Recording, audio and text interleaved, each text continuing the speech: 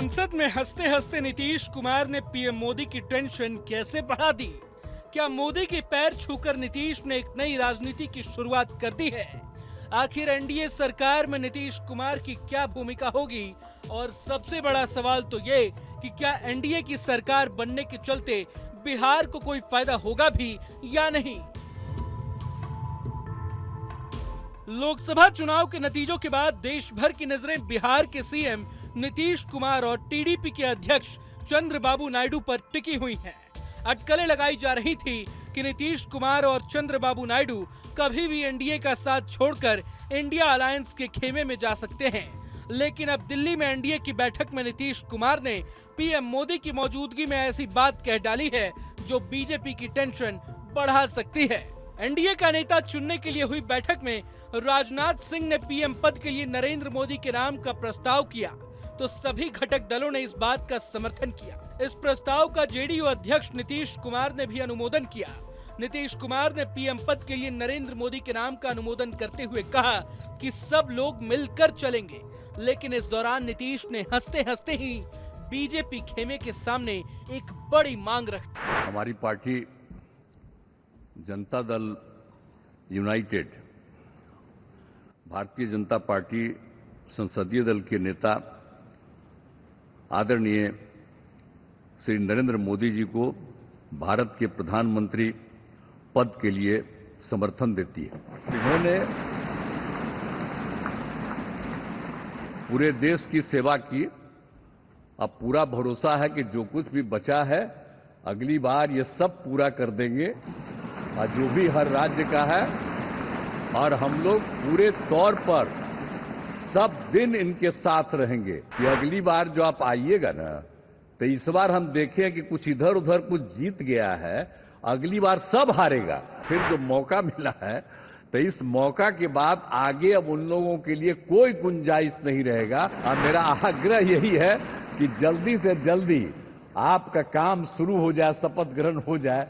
अब आप इतवार को करने वाले हैं तो हम तो चाहते थे कि आजो हो जाता तो अच्छा था। नीतीश कुमार के इस भाषण के अब कई मायने निकाले जाने लगे हैं।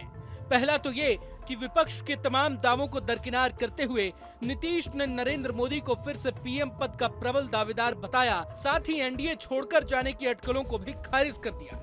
भाषण के बाद पीएम मोदी के पैर छूकर तो नीतीश ने सबसे बड़ी हेडलाइन भी दे दी।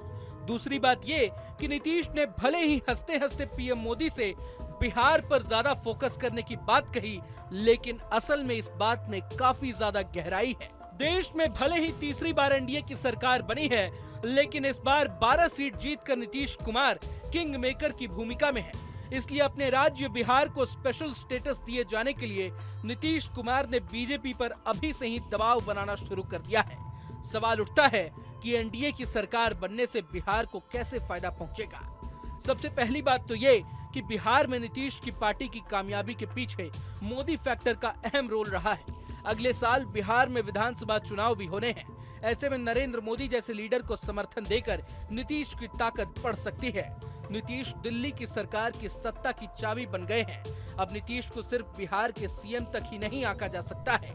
नीतीश अब देश और राज्य दोनों चलाने वाले हैं। चूंकि गठबंधन सरकार में सहयोगियों की ताकत बढ़ जाती है, इसलिए नीतीश कुमार इस मौके को भुनाने की हर संभव कोशिश करेंगे, जिसके चलते केंद्रीय मंत्रिमंडल में बिहार को उचित प्रतिनिधित्व मिल सकता है। बिहार में कई प्रोजेक्ट भी लाए जा सकते हैं।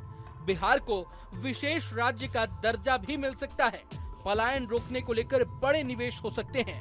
चूंकि बिहार देश के बाकी राज्यों के मुकाबले ज्यादा पिछड़ा हुआ है, ऐसे में स्पेशल अटेंशन मिलने से प्रदेश सरकार को कई तरह की छूट और अनुदान मिलने लगते हैं। अब बीजेपी के लिए सबसे बड़ी चुनौती की बात यह है कि नीतीश को अपने साथ बनाए रखने के लिए उसे हर हाल में उनकी बात माननी होगी। बिहार को विशेष राज्य का दर्जा देने की मांग पर बीजेपी को जरूर मंथन करना होगा। अगले ही साल बिहार में विधानसभा के चुनाव भी होने हैं। बीजेपी ये पहले ही कह चुकी है कि वो नीतीश कुमार के साथ मिलकर 2025 का विधानसभा चुनाव लड़ेगी। अब पहली बार गठबंधन सरकार की जिम्मेदारी निभा रहे पीएम मोदी इन चुनौतियों का सामना कैसे करते हैं, ये देखना दिलचस्प होने वाला है। अगर आपको ये वीडियो पसंद आए तो लाइक करें और चैनल को सब्सक्राइब करें। वहीं तमाम बड़ी खबरों के लिए देखते रहें न्यूज़ नेशन।